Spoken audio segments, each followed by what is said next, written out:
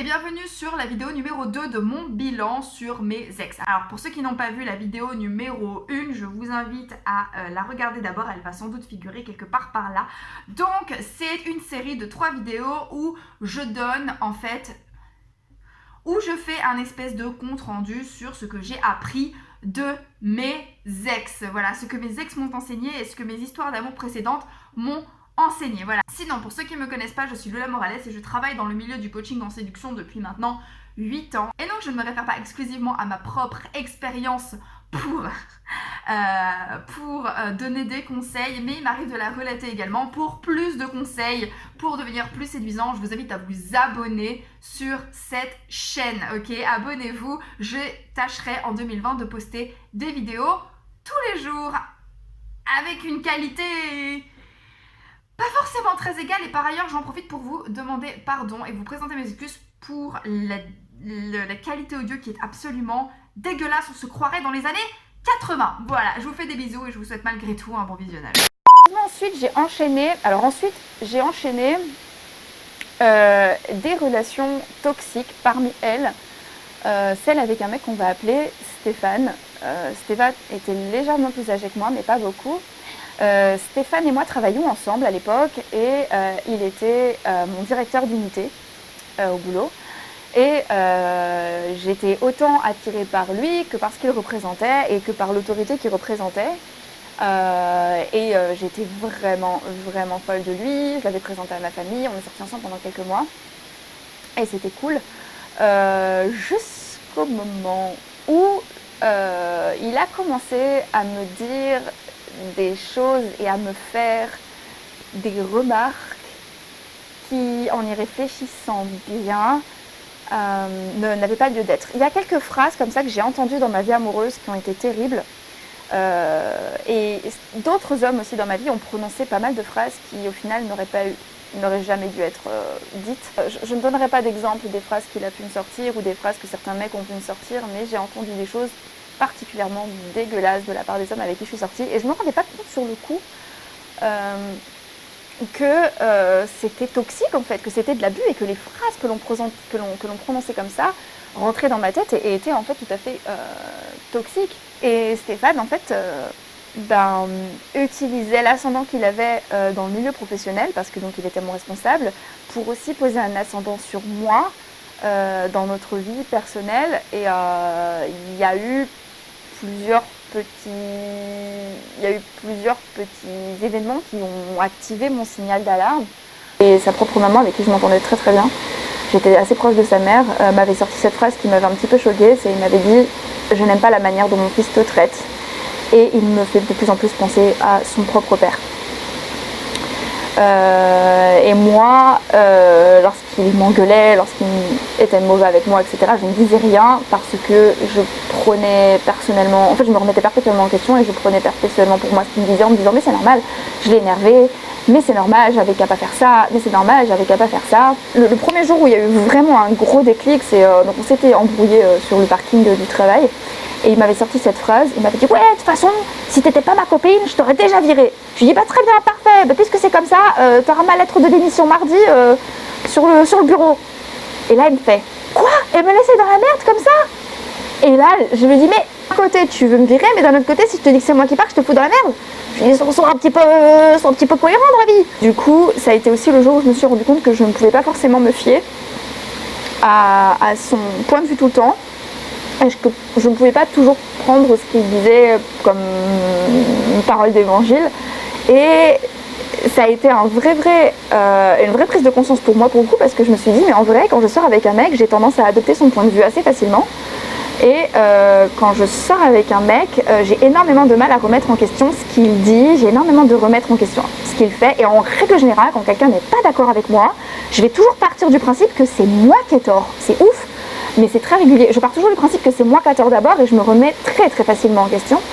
Et je me remettrai toujours facilement en question, mais ça c'est quelque chose qui n'est pas mauvais en soi.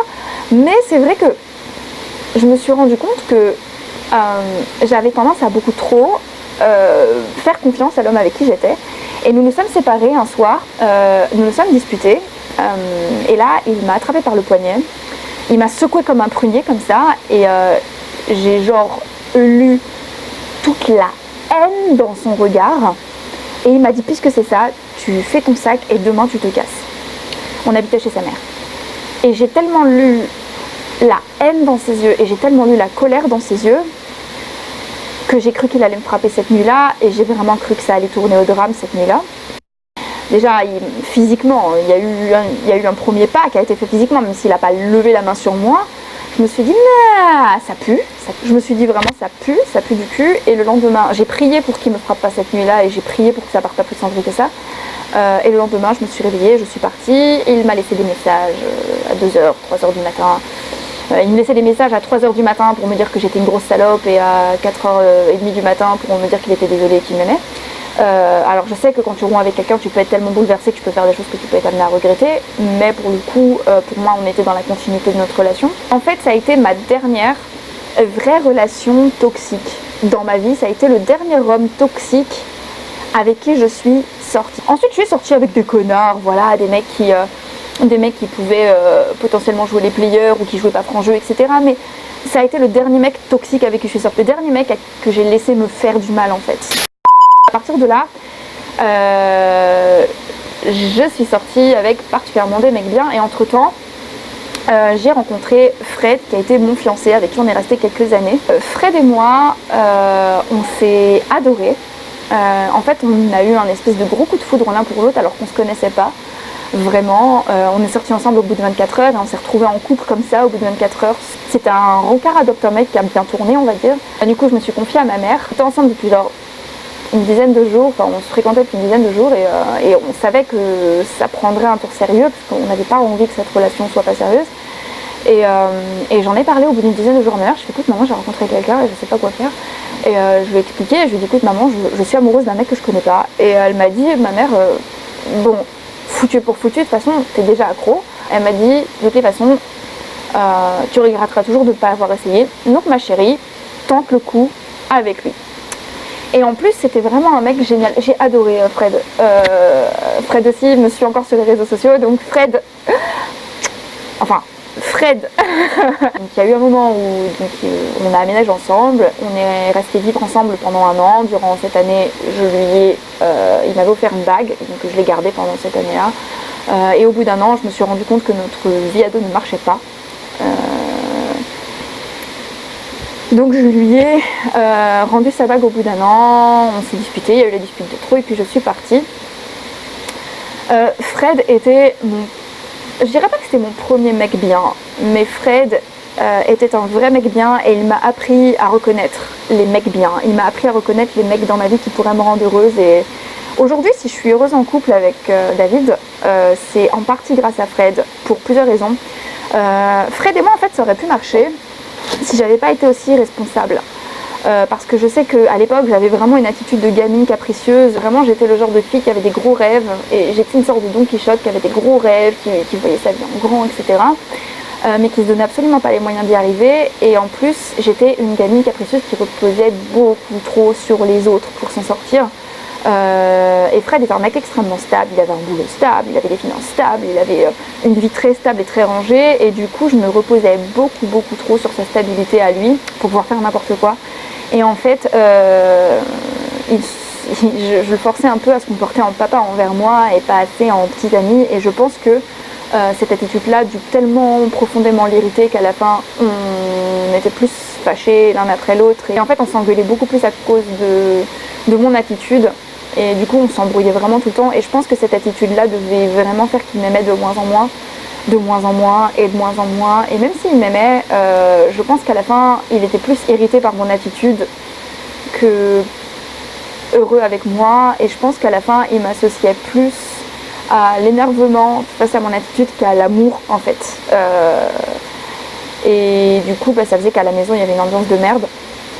À côté de ça, Fred n'était pas le genre de mec qui se confiait, et Fred n'était pas mon ami justement. On s'entendait bien au niveau de l'humour, on avait beaucoup de complicité par contre.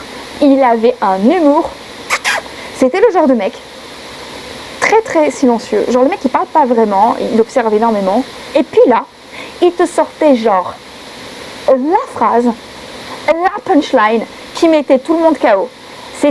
voilà, il avait un humour, c'était des frappes chirurgicales et il avait un esprit et pour ça je le trouvais incroyable. En plus il était vraiment très beau, il avait une voix aussi que j'aimais beaucoup sa voix, il avait une voix assez grave.